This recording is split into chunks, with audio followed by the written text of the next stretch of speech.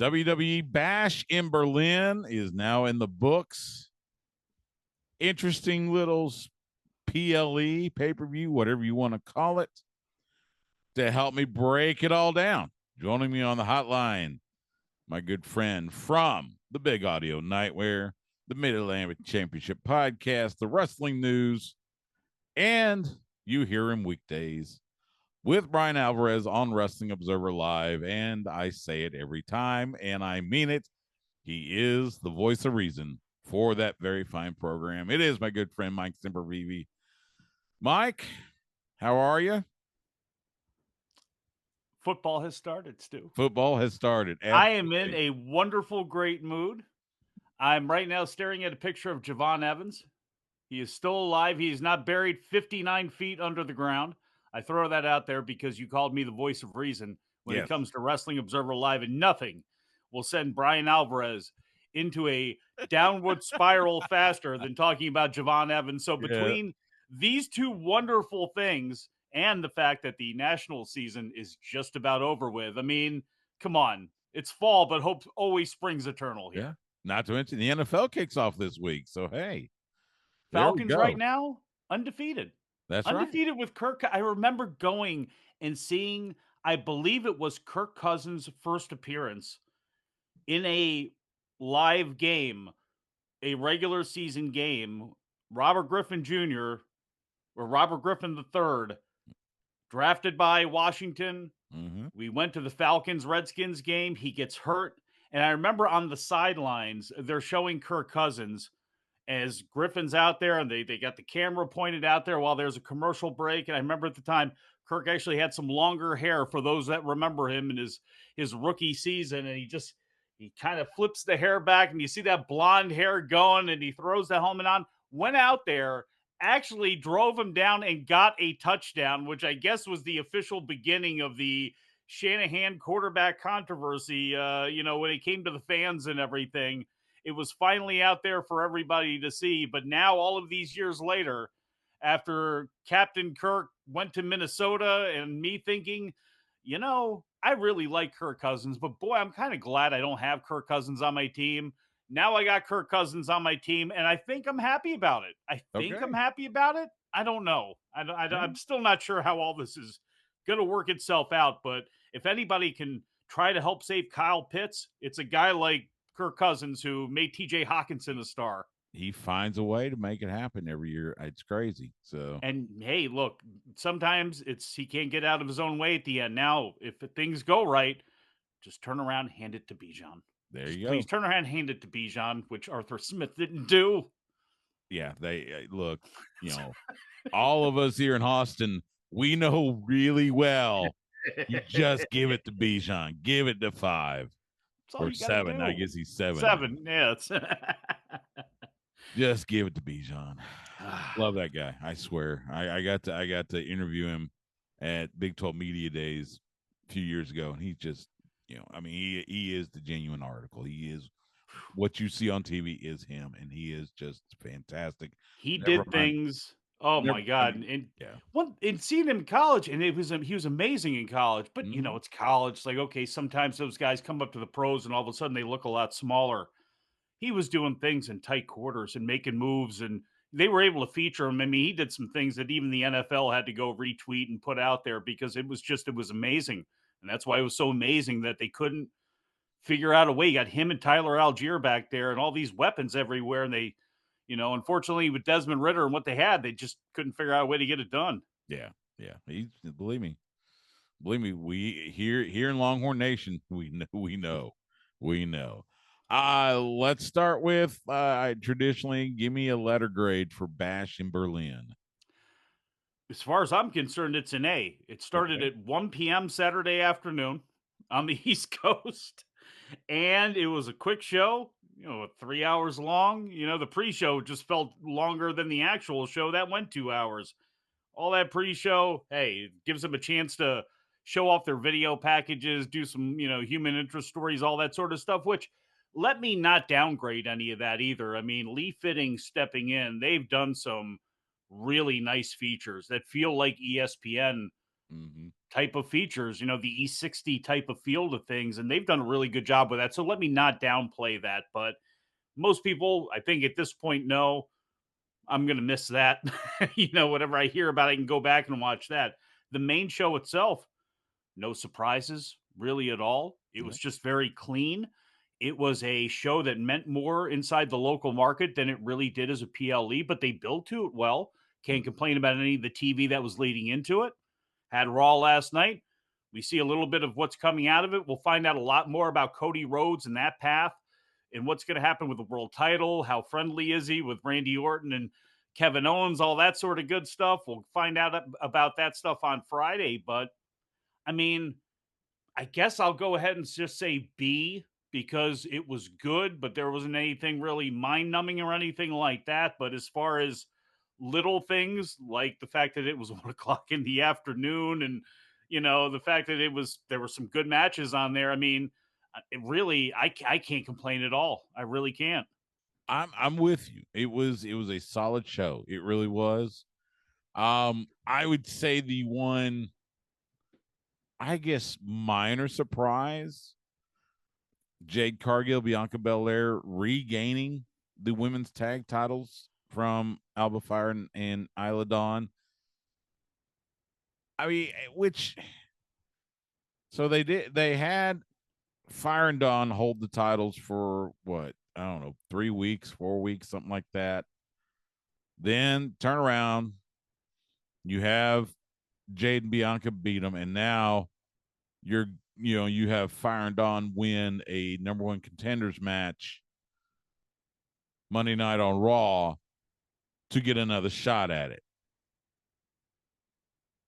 I'm trying to I'm trying to not feel like this is hot potatoing those tag titles, but it does feel a little like we're kind of just spinning our wheels here. Big old holding pattern, Yeah. and it made sense to give them the win. I thought that from Jump Street because they were over in Scotland. So it only made sense to me to give Alba Fire and Isla Dawn those titles. And they went ahead and, they actually pinned Jade and Bianca too. It was a multi-person match, but they got the win over them, I believe, and then won the titles. And I wouldn't complain about the belts going back to Jade and Bianca so fast, except for they didn't really do anything to build up any women's tag title contenders. And I know somebody's going to jump out there and say, yeah, but we've had the Pure Fusion Collective and we've had Io and Kyrie out there, but it just doesn't feel like, and the men's tag team division feels like that too right now, where there's a couple of, teams that we see and they're actually wrestling each other, but it doesn't feel like anybody's like on the run and on the, quest to get gold. It just doesn't feel like the division is great, right? AEW doesn't feel like that right now either. The trios and tag division needs to be fortified and solidified and pushed again. Same thing there. I wish they would have gotten some other teams in the mix or some other people more ready, but it feels like right now that, okay, we're setting this up for a rematch. Maybe Jade and Bianca have another match against somebody, but they're either waiting for something or they're waiting to break them up. And I think that would be too fast and for it to happen anytime soon. But that may be why they have the belts back, is to maybe start a story that we're going to see play itself out as the year comes to a close. I wouldn't fall over shocked if that's the grand plan here with them getting the belts back. But boy, I'd like to see some other tougher teams kind of get built up there in the mix, because I like Fire and Dawn. I understand that they're not going to be at the level of Becky or Charlotte or Jade or Bianca. I get that, but I think they're but they've just, again, there's just right now a whole slew of teams that just kind of all churn about and nobody's really kind of busting themselves out. Yeah, I'm there with you. I'm there with you. CM Punk beats Drew McIntyre in the strap match. Fun strap match. He gets his bracelet back, which, good God, I was so glad. I want that bracelet to not be a factor anymore. But Dude, what do you then, feel about the fact we are in the feelings era in both promotions? I mean, we grew up, yeah, there were feelings and there were always those types of things, but man, like So can you still be my friend after this? Boy, and this is not just it's not people make fun of AEW and their fans for all that stuff. No. What's the difference between Hangman Adam Page and Cody Rhodes? There's not that big of a difference. No, They both there's wear their not. feelings on their sleeve there. So You're it's right. amazing how we're in this. This feelings era is something else. I mean, they practically built the last month or two of this story around a bracelet. And then on top of that, Drew comes out last night on Raw, attacks CM Punk, just beats the ever loving life out of him, then takes the bracelet and breaks it, tries to make CM Punk choke on the beads. I don't hate it. I didn't hate that aspect of it as much as other people did, just because I thought, with Punk going out there, every time he had the mic with Drew, he was getting, I don't want to say he was getting the best of Drew, but he was always even up. There was very little weakness in CM Punk. He Yeah, cost Drew the championship. So you did have something tangible, visual that people could see where it's like, okay, even if you love CM Punk, he's kind of a prick. He's got this attitude. He's real, cocksure about himself. mm-hmm. Now you have something where it really does get under his skin. Now this big tough guy with all this mouth, yeah, he can run you down, all this stuff. To see this Punk, it's just that unfortunately, and it happened really with the Rollins match too, where it just kind of Rollins being there, and I get why he was there. That I understand the plan. It just didn't shake out so well with him as the special guest ref. But those two things kind of overshadowed, I think, for a lot of people, a lot more than I would have expected. It It kind of did. overshadowed the stuff. So I'm happy it looks like they're done with it. If anybody wanted them to be done with this feud, I hate to say it, even though it was a real clean or tidy win for CM Punk there ain't no way this thing's going to be done for any time soon, I wouldn't think. Well, there is the rumor, the talk around the campfire that they want to do Hell in a Cell in October at Bad Blood, which would seem to be a logical next step in this feud. How long do you think this feud will go? Will it go to the end of the year? Could we see it, going into the beginning of 2025? I can definitely see it going until Survivor Series. The problem there, though, is you have War Games as a part of Survivor Series. Mm-hmm. I'm pretty sure Bad Blood, and this is interesting because if you look at the start time for Bad Blood, which is in Atlanta on October 5th, 7th, whatever that weekend is, it's an early start time. Mm-hmm. Georgia's in town playing Auburn at a time that still has not been decreed yet. I would assume that's going to be at 7:30. Kind of looking at the schedule, I could be wrong about that, but I would assume that's what that time that game is going to be. Like the UFC 30, whatever it is, whatever they're up to now is in town. Like there's a lot going on that week. I'm actually really interested to see. Oh, and the two LDS Major League Baseball games That's start. true. So, and can you imagine the Braves going on a miracle run and somehow actually getting a home game there? I mean, it's going to be a fascinating weekend, down there. But it also, I get this feeling that if there's going to be a lame duck WWE show, this might be it. Yeah. I'm fascinated that Cody Rhodes, I would assume because it's Atlanta, is going to be the top of that card with a title defense against somebody. It's going to be a big deal. I would assume we're going to get Austin Theory, Grayson Waller finally because Austin Theory is going to be home. But it does leave open a gimmick match and a big match where there's flashing lights. So people don't look at this show as some people look at like Bash in Berlin. Well, this is a clean, tidy show, for people in Germany. I pretty much know what's going to happen on the show. It's going to be well wrestled, but I can probably miss it. I wonder if they're going to need something for this Bad Blood show so it doesn't get lost in the mix as people look ahead to all the hype of Saudi Arabia, which is going to start coming because that's going to be early in November, and Survivor Series and all that sort of stuff. So, Yeah. Hell in a Cell would be an idea. The issue there, though, is nobody has gone out or in really on this feud.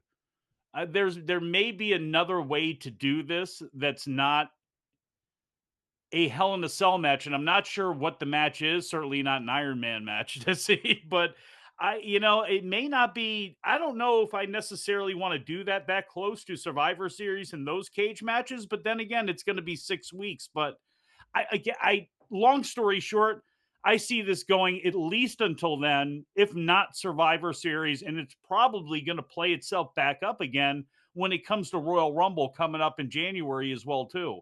Yeah, that's very possible. You're absolutely right. Um,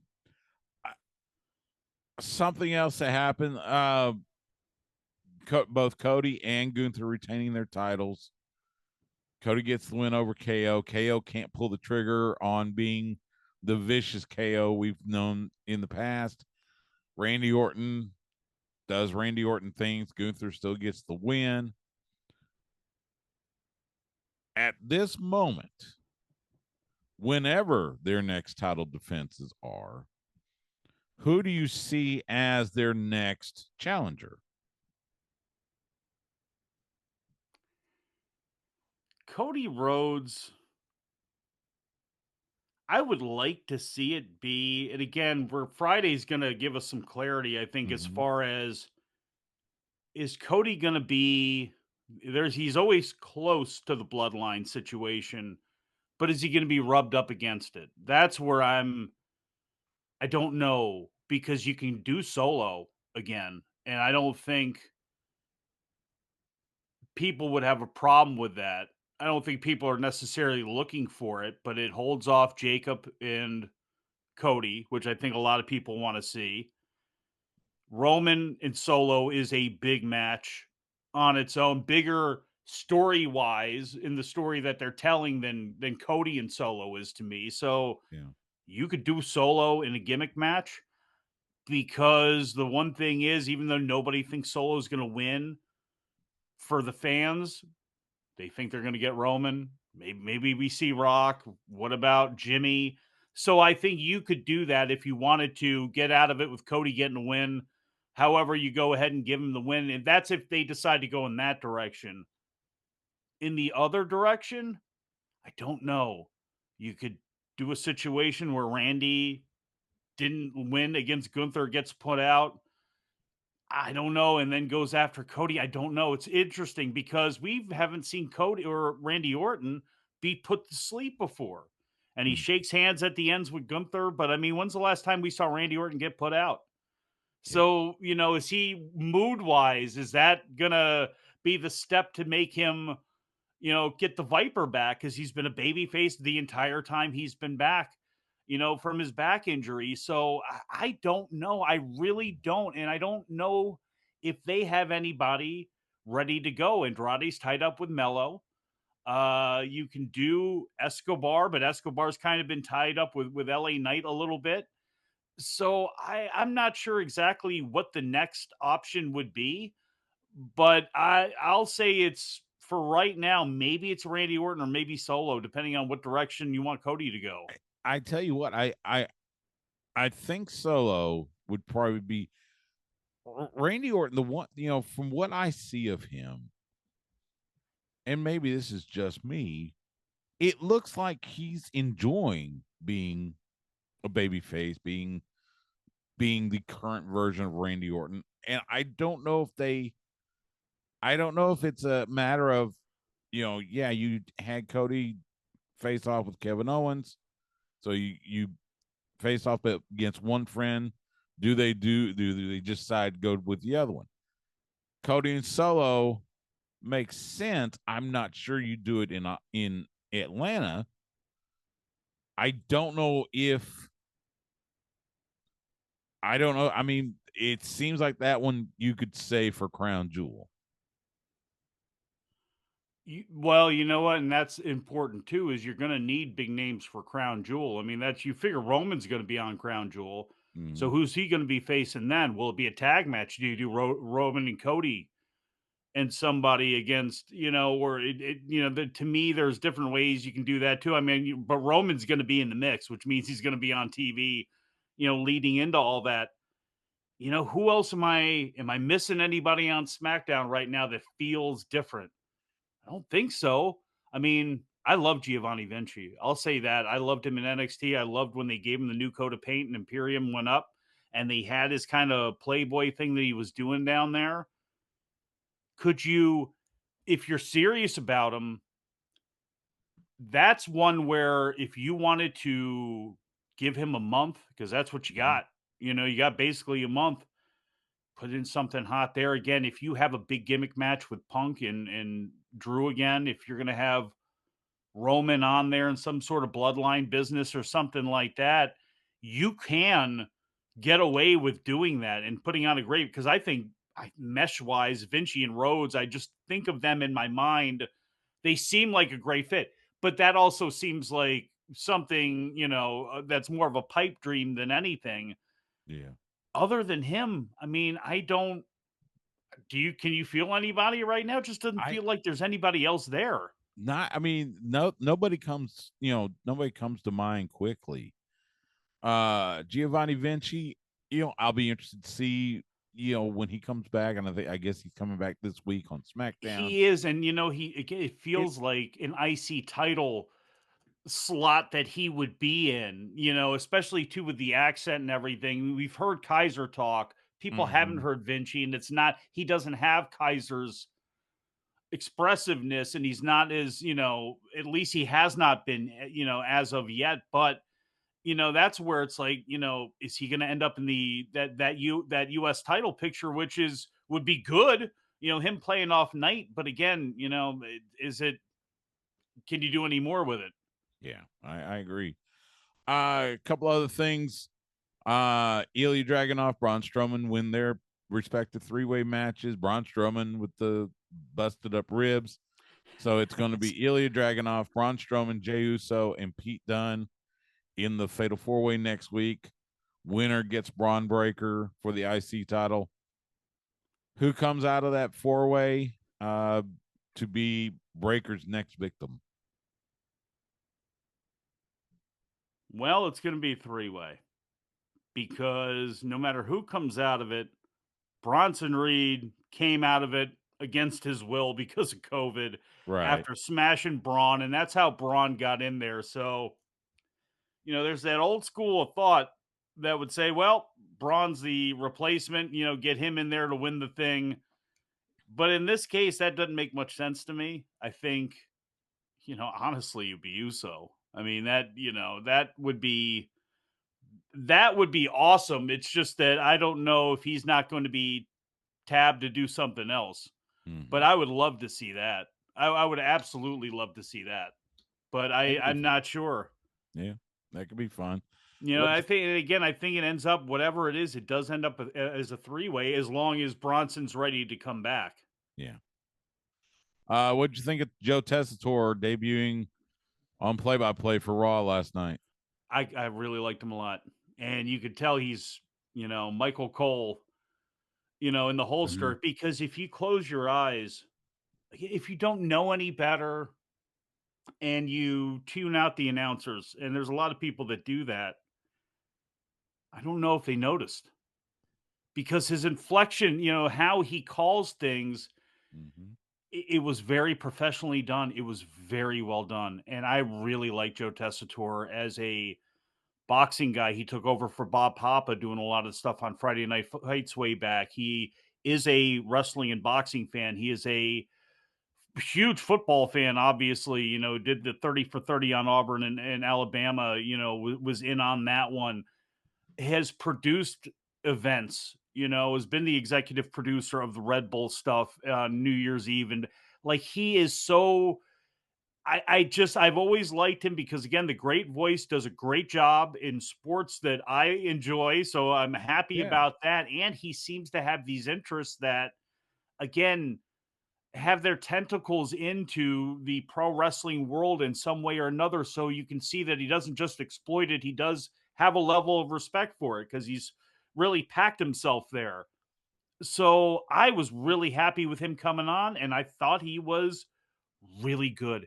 Yeah. And if he was with Corey Graves, would have been even easier, I think, even in some ways. Now, I'm not, again, nothing against Wade Barrett. I think Corey Graves is that good. Mhm. But I mean, you heard him out there with Wade, man. It can only get better from here. You don't have somebody screaming in your ear. You have somebody helping you in your ear. And I just thought he did a bang up job. I really, really did. I'm so happy that he's been able to stick, or at least Yeah. for right now, that it was something where, Mike Adamle, we've had Jimmy Smith, we have had Adnan Verk, we've had so many men over the years that they have tried to put in that spot. And for one reason or another, it's flamed itself out. To have Tessitore come over, and again, I know wrestling fans don't care about this. They don't want to care about this, but when you have Joe Tessitore as one of your announcers and people know him from college football or from ABC or from whatever, it doesn't hurt.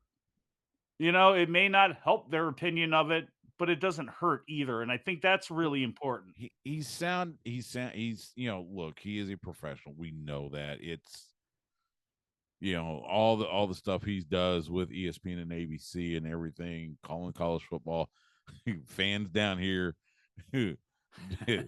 remember with a bit of grimace when he declared Texas is back when they beat Notre Dame a few years ago. Notre Dame wasn't much of anything, and Texas Oh, went on to a 5-7 season. I recall. Oh man, and it did feel like he and Wade had some chemistry there, and like you said, it can only go up from here. And I think, yeah, he did a fine job. He did. It was good. I'm looking forward to see him grow in that role in the weeks and months to come. So good on Joe Tessitore debuting on Monday Night Raw. Let's switch gears, talk a little AEW before we get to All Out. So last Wednesday, they open up Dynamite, and here comes Jon Moxley. Comes to the ring, talking to Tony Schiavone. He says he wants to have a talk with Darby Allin. Okay, so he's calling out Darby Allin. Okay, sure. But then he's about to leave the ring and then turns around, comes back to Tony and says something about, so and so and so so, and then says this isn't your company anymore. And I'm going, what? Is he does he know he's talking to a different Tony? I don't. And then we saw later, apparently he has an alliance with Marina Shafir, which we hear they've trained together and such, and he's mentored her. So it looks like that could be something to go for. But the Jon Moxley thing, it was a little confusing. Somebody on Twitter, and I forget the gentleman's name. He's probably not listening to this anyway. He seems to really like movies a lot. He said, "Hey, tagged Brian and I think maybe Dave, and said, hey, if you want to know where Moxley got that line from, it was from this movie, and it was Jeepers Creepers, Bangers Langers, something. I can't remember the name of the damn movie, but it was Yeah, like I some saw movie something where about that. I saw something like that. I was going, okay, that Russell movie maybe. Crowe or Yeah, something. Yeah, and yeah. it's like, oh, okay. Okay. All right, fine. All right. So that's okay. He's got some idea that he's glommed from a movie. We've seen this, the Rocky story in sports and all that stuff. But of course, the Rocky story in sports is really relatable and easy in wrestling because, it's a sports story. Yeah. I don't know when it comes to video games and movies and some things that are plucked. Sure, it worked for Tony Storm. That was pretty obvious, the story they were telling and what movies they were getting it from. Now we get this thing from Moxley, and Tony Schiavone is basically Tony Khan's avatar out there. We heard Will Ospreay say, Tony, ask Tony Khan, how much would the fine be? Tony Khan, this character that he is, who is the magic man in the booth on that Howie show, where the banker who makes the call down to Shivani to say next week we're gonna have this match. Mm-hmm. Maybe that's what it meant.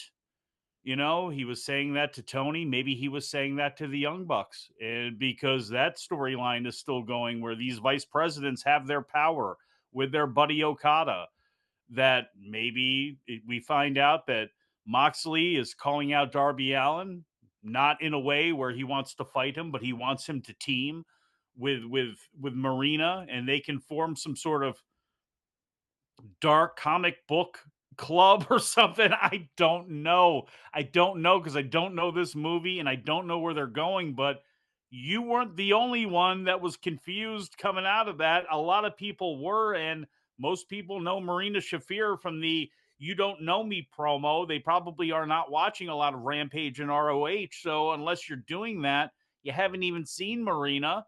Mm-hmm. But there we are. So Yeah. they're together. They're fighting people backstage for really no reason whatsoever, except for Mox's gratuitous violence. You know, I guess that's what it is. I don't know. I Yeah. don't know. We're going to have to see how these other shoes drop, but was it effective? I don't know. I Yeah. don't know because people seem to be talking about where he got the deal from and what the movie was and what his look was, as opposed to, hey, Moxley's back. And to me, I think you wanted to have that feeling of, man, Moxley's back and we're going into All Out and we got the, and I didn't feel that part of it. And that's kind of worrisome where it's like, ooh, now they're just worried about like, they're fighting over that, over the fact that, boy, I want to see Mox in the mix with somebody. And that's, yeah, I don't know. Yeah. I'm there. Not to mention the fact there was no mention whatsoever, no reference of John Moxley still being part of Blackpool Combat Club. So we don't know the status of that. Yeah, and Pac was in the ring, you know, when everybody was holding hands there at the end of All In, and Bree was in the ring with the babies and celebrating Bryan Danielson's victory. It was Pac standing there with his new trios championship partners. It's hard for me to believe that that's not going to slip itself in somehow. Now, I did notice that, okay, well, Moxley and Bryan Danielson were both wearing black shirts. So, like, this is how my wrestling mind is trying to maybe tie them together still. Like, okay, maybe that's a sign, but it's like, if the way Moxley was presented and how he presented himself, like, at some point you would think that that needs to cross itself and we need to get an answer on what happened to this elite fighting force that only, you know, fights together and this is what we do at the black, you know, we'll see. Yeah. I don't know. AEW All Out coming up this Saturday, 8 p.m. Eastern, 7 p.m. Central, from the Now Arena in Chicago. Bleacher Report, Triller TV, YouTube, PPV, all the different outlets. As of right now, and I say right now, just before 8 p.m. Central on Tuesday, we have 6 matches scheduled. We know we will get more, probably a bunch tomorrow night on Dynamite. MJF, Danny, and Daniel Garcia. Daniel Garcia shows up at All In, causes a distraction. So now he wants MJF. Uh, this feels like just it feels like he'll get in a lot of offense, but Max is going to find a way to shenanigan himself into a win. And he should. He Yeah. just lost to Osprey, and I love Danny Garcia. I really do. He just needs to have a great performance, and MJF needs to have a great performance making Danny Garcia. And I know he can make him look like a world beater. But at the end, what's really important is Max having to do something. And I know somebody that's a huge Max fan that doesn't like Garcia will say, well, what, MJF can barely beat this guy, Garcia? Yeah, actually, because Garcia should be higher up on the pecking order. It should take Max a lot to beat him.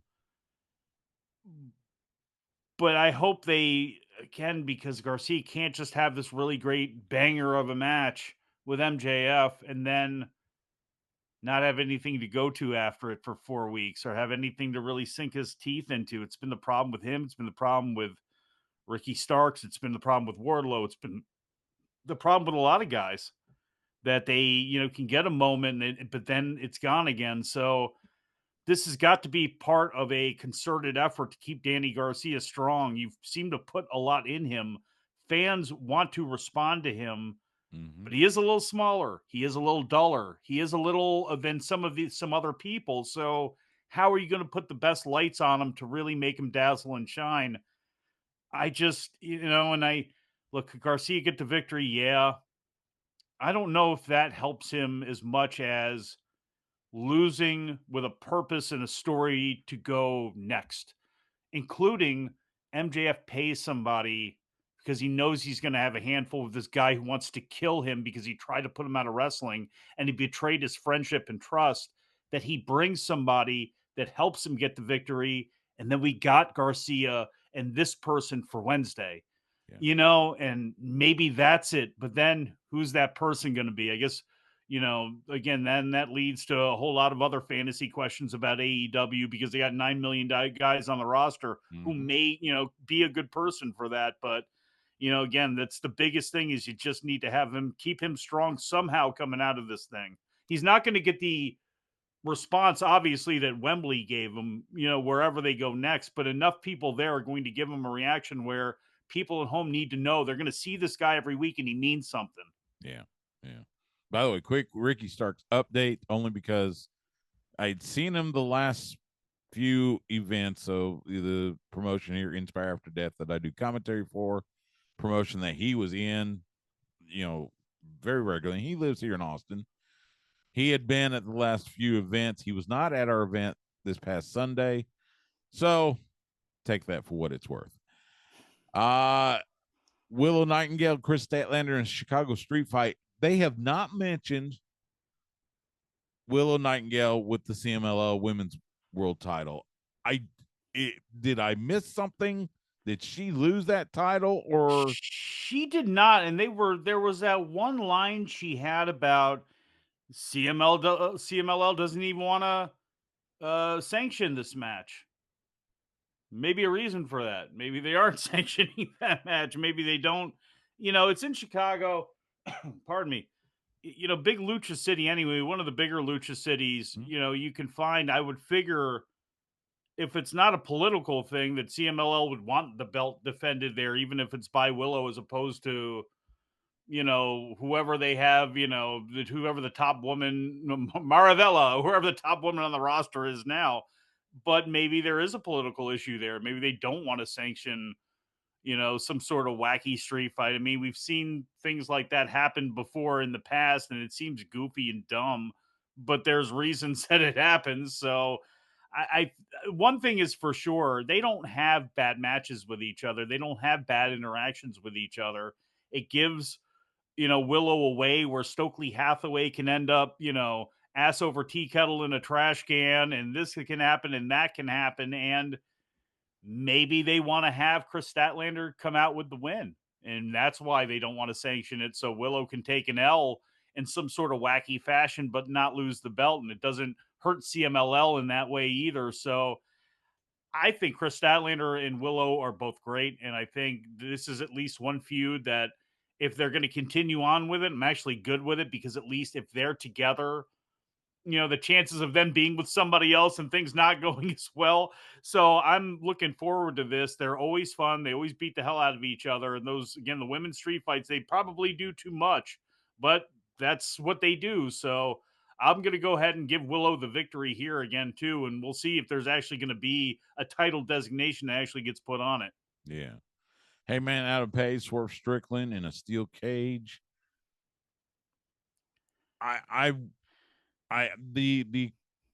The question I have is how long do they keep this feud going? Because this feels like a feud that's going to go at least until Full Gear. I don't think Hangman Adam Page ever leaves AEW. And with the contract he just signed, I don't know why Swerve Strickland would want to leave AEW. And he's not going to be for at least 2 or 3 years, if not up to 5, if not longer. But I believe it's, around 5 or so, 3 to 5. And they're going to wrestle each other a lot.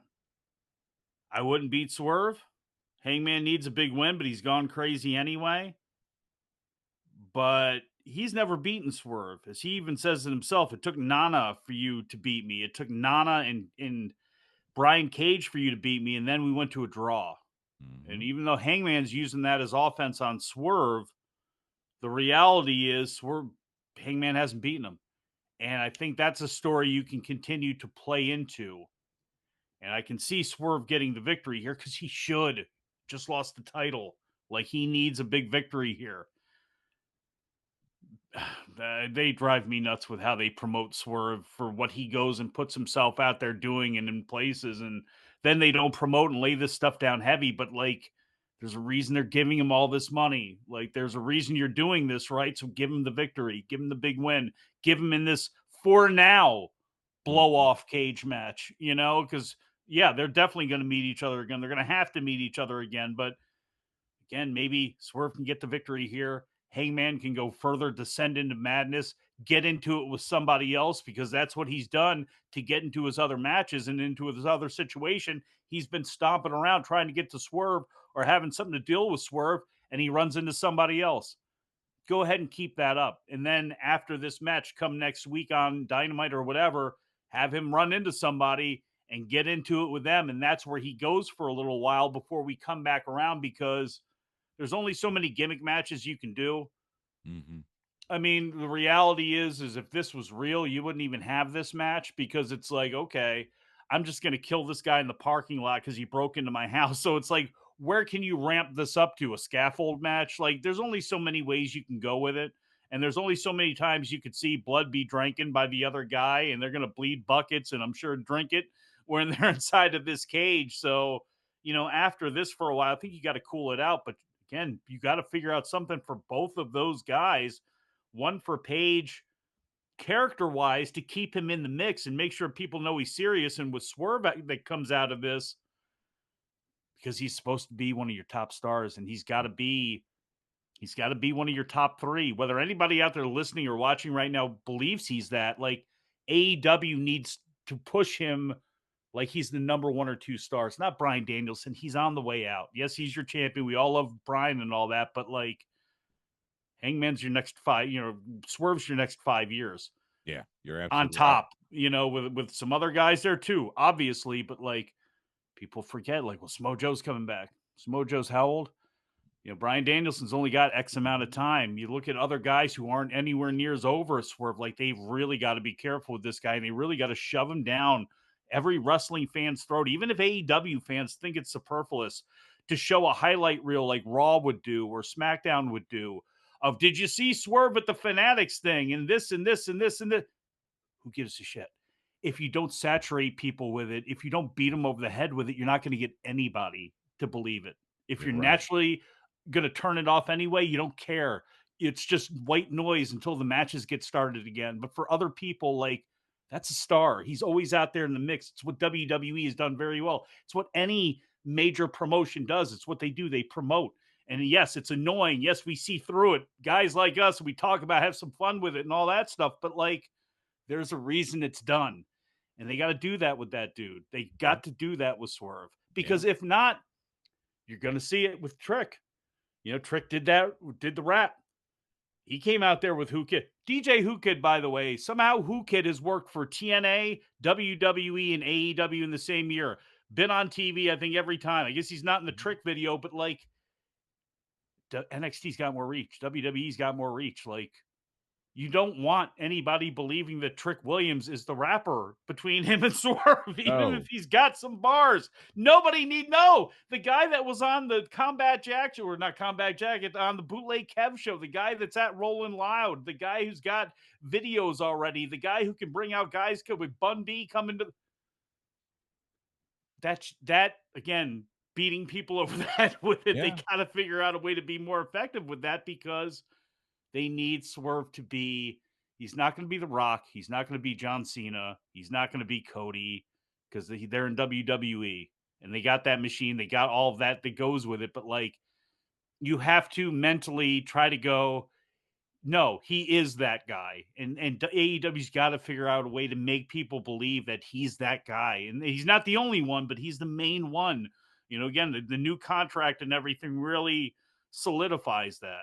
Yeah, you're right. By the way, you were talking about next for Hangman Adam Page. How about him and Moxley? Because there's still a rivalry there. I can see him picking up a Hangman Page along the way, depending on how long this story goes. And are we going into dark places? Mm-hmm. Because, Moxley likes to be in dark places. He's lived his life in dark places, and obviously there's some darkness in whatever he's doing now. Again, we're in a comic book world, and I don't know much about him, but Moxley, recovered alcoholic, Marina Shafir. He's got Darby Allin with him, who doesn't drink. He's got some other people, and finally, when Hangman Page, where is this dude? His family hasn't seen him, whatever, and it's like a more evil version of what they did when the Dark Order found him at the bar. Do you do something like that? I mean, film noir style and all. I can, and again, I'm being too dramatic with it, but hey, Hangman Page is a hell of a baby face. At some point, he flips back again. Nobody, look, people may not care about him as much, but I think they love. To me, Adam Page is AEW. Yeah. More than anybody else on that roster, he's the heart of that. As much of a heart and a major organ of that company as anybody else. So people will always respond to him. So, maybe that's how you get him away from Swerve for a while, is he's in this mix with a Moxley down the line, because they're pulling him out of the muck and mire again. And it's like, you don't have to like us. We don't have to like each other. We'll slap each other in the face, but that's what I need as we go and we, fight your ex-friends, if that's the direction they're going with the Bucks and Okada and this person and that person, that we're trying to fight this machine. Again, we'll have to see where they go with it. Yeah, I think you're right. Will Ospreay defending the AEW International title against Pac. Mercedes Moné defending TBS title against Hikaru Shida. And then Bryan Danielson defending the world title against Jack Perry, who is the TNT champion. Of those three, and look, we know that pretty much none of those are going to change hands. But if one was to change hands, which one would you think is most likely?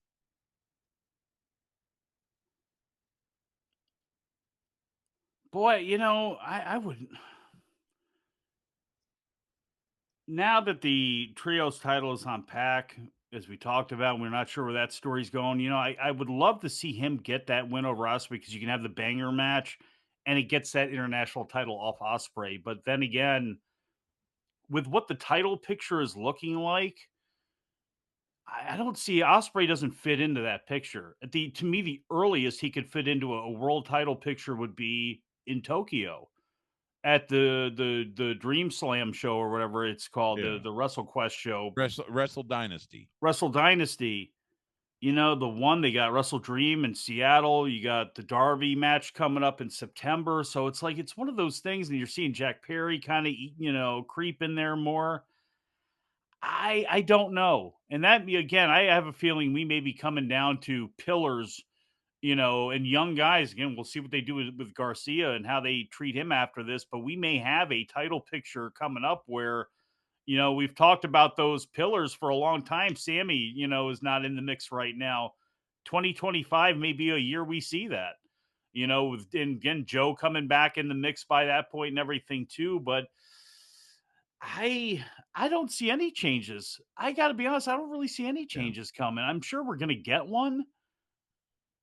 But boy, I'm not sure for these three, because Ospreay just won the international title. I don't think you're going to take it off that quick. Perry's not taking the title off of Brian. That's going to happen probably. That feels November. like a story coming. Yeah, I mean, Yeah. feel like there's more story coming out of that match. I mean, and for whatever reason, Mercedes Moné is really popular, even as a heel. So I don't think you're going to take the TBS title off her. Like I said, if one was coming off, I would pick that one as the most likely. But again, that's like, 0%, 0.5%. Yeah, and I much mean, of a chance. With her, it's that would be the same argument I make with Ospreay, where it's like he doesn't need it, and Monet doesn't need it. So yeah, you could go ahead and take it off of her because okay, but then again, what story do you have? What's coming out of that? It doesn't. Baker doesn't feel like she caused a loss. I mean, she got beat so badly and so cleanly and so clearly. She should be out of that mix. Yeah. So we'll see. But yeah, I mean, I don't. None of them on paper seem like they're going anywhere. Yeah. I think I agree. It's just, yeah, as I said, I don't see any child changes out of that. Like I said, tomorrow night on Dynamite, I'm sure we will find out more matches. Maybe the tag titles get defended. Maybe the trios titles get defended. They got enough of them for heaven's sakes. They do. They really do. So, Except when Battle of the Belts comes up and they don't know have any. I mean, how the hell yeah, did that happen? then we don't have any title matches. That's right. Lord. AEW All Out this Saturday, 8 p.m. Eastern, 7 p.m. Central on pay-per-view from the Now Arena in Chicago. He is Brian. Wow, man, I am so sorry about that. He is Mike Sempervive. I was thinking about all the battles you have with Brian. I'm about to jump in the transfer portal to a different show to guest on here. Please don't. I'll promise you a Trans Am. How about that? Fair enough. There you go. You got T-tops? Sure. He is Mike Sempervive. Catch him on the Big Audio Night. We are on the Mid-Atlantic Championship podcast on the wrestling news and weekdays on Wrestling Observer Live. Mike, happy football season. Looking forward to chatting up more about football with you in the weeks to come. All the best to you, and we'll talk again soon. Yes, sir.